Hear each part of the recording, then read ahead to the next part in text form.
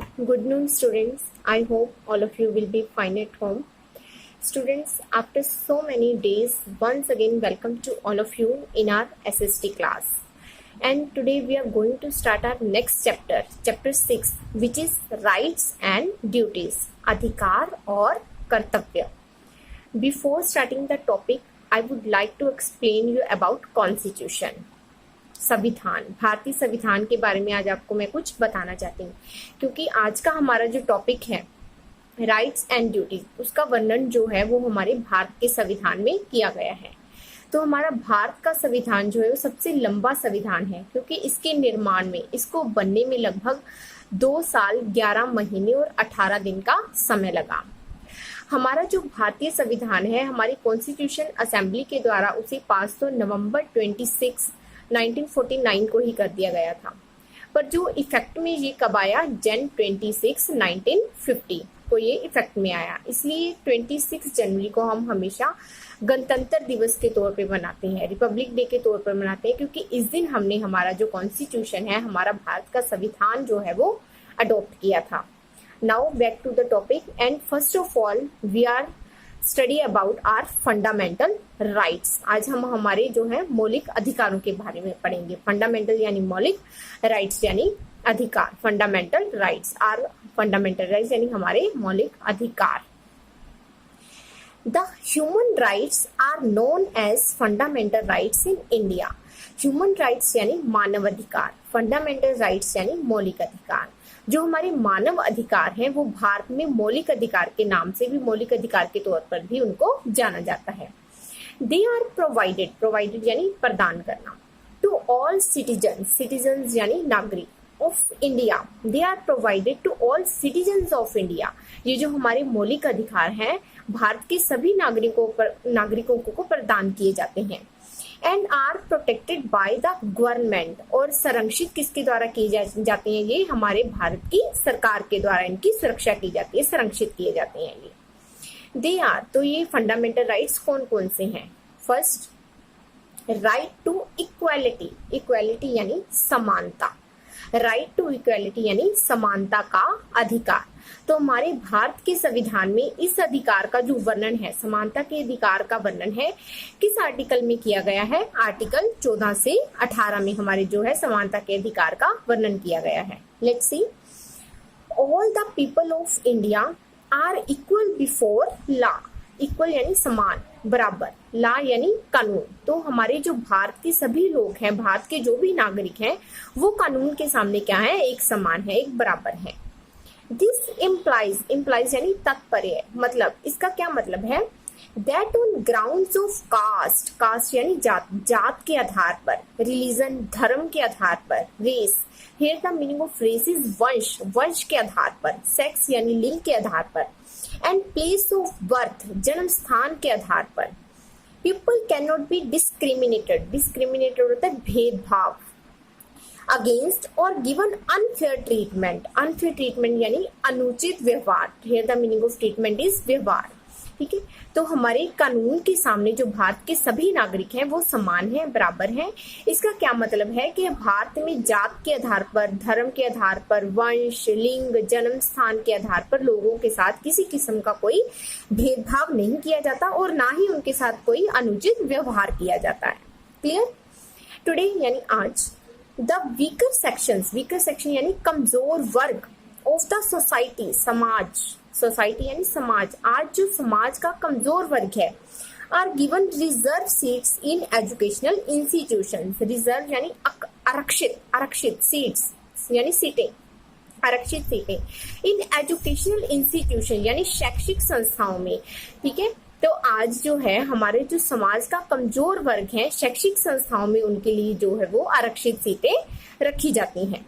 This is a provision to protect their rights. Provision यानी प्रावधान, to protect their rights यानी उनके अधिकारों की रक्षा करने के लिए क्या है, एक प्रावधान है. Clear students.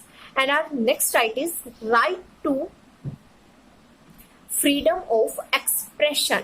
एक्सप्रेशन यानी अभिव्यक्ति, अभिव्यक्ति की स्वतंत्रता का अधिकार या विचार प्रगटाने की स्वतंत्रता का अधिकार.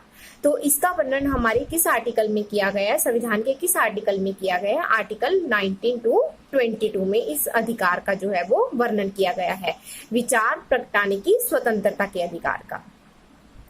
Everyone is a free citizen of the country. Free citizen यानी आजाद नागरिक, मुक्त नागरिक, जो हर कोई है, हर एक व्यक्ति जो है वो देश का क्या है, आजाद नागरिक है, मुक्त नागरिक है।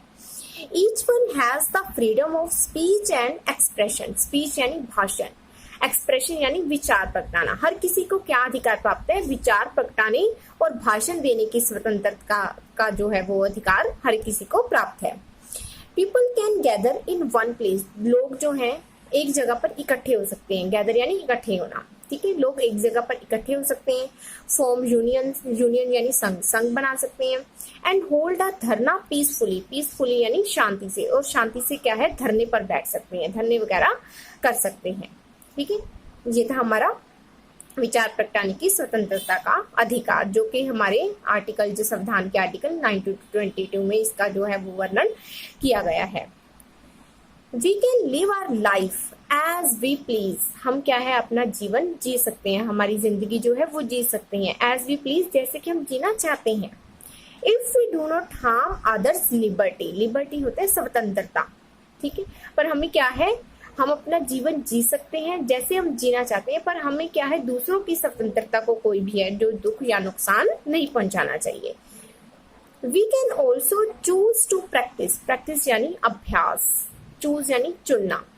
एनी प्रोफेशन, प्रोफेशन यानी पेशा, और ऑक्यूपेशन, ऑक्यूपेशन होता है व्यवसाय, ठीक है। हमें और क्या क्या अधिकार प्राप्त है कि हम कोई भी पेशा या व्यवसाय चुन सकते हैं और उसका अभ्यास कर सकते हैं, ये भी अधिकार हमें प्राप्त है।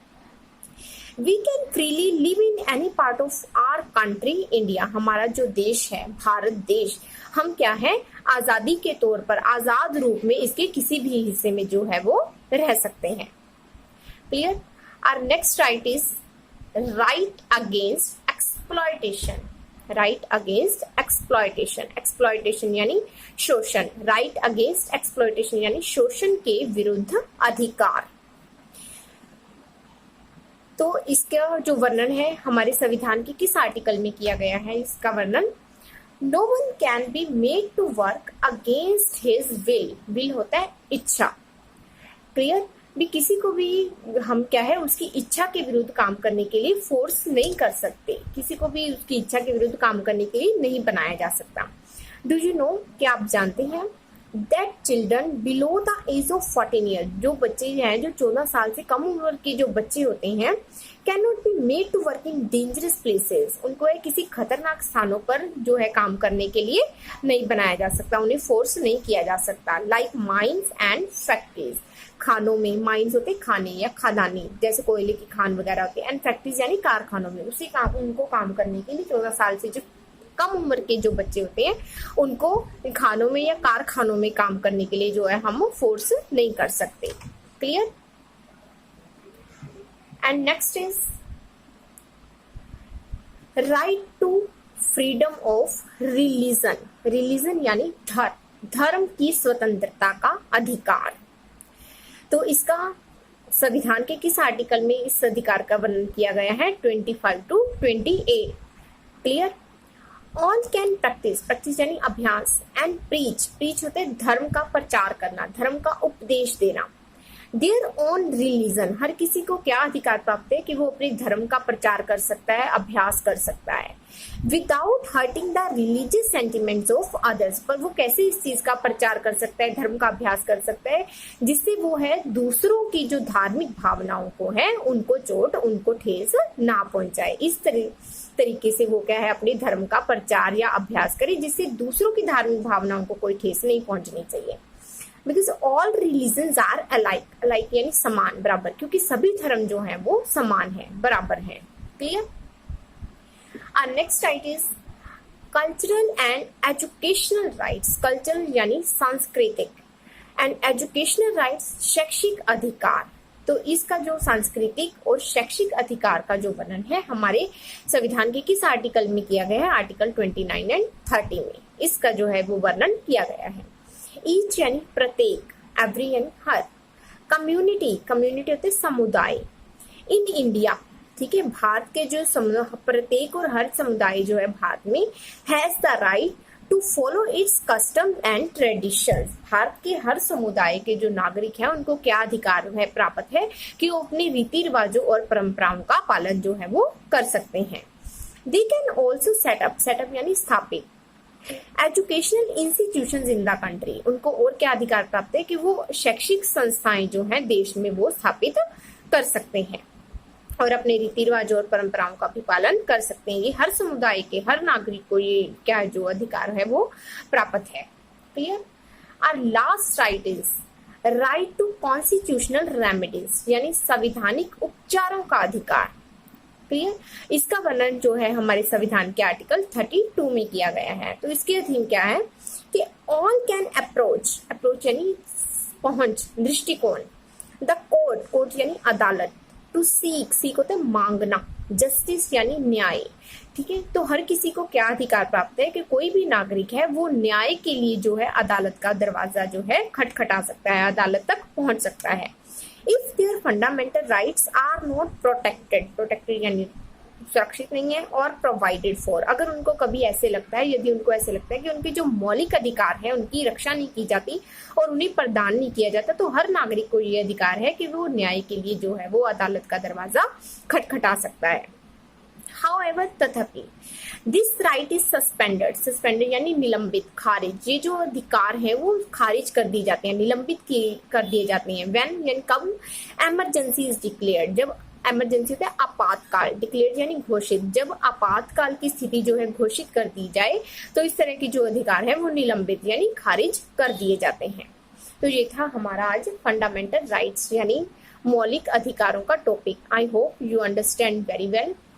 Clear? Thanks and have a nice day.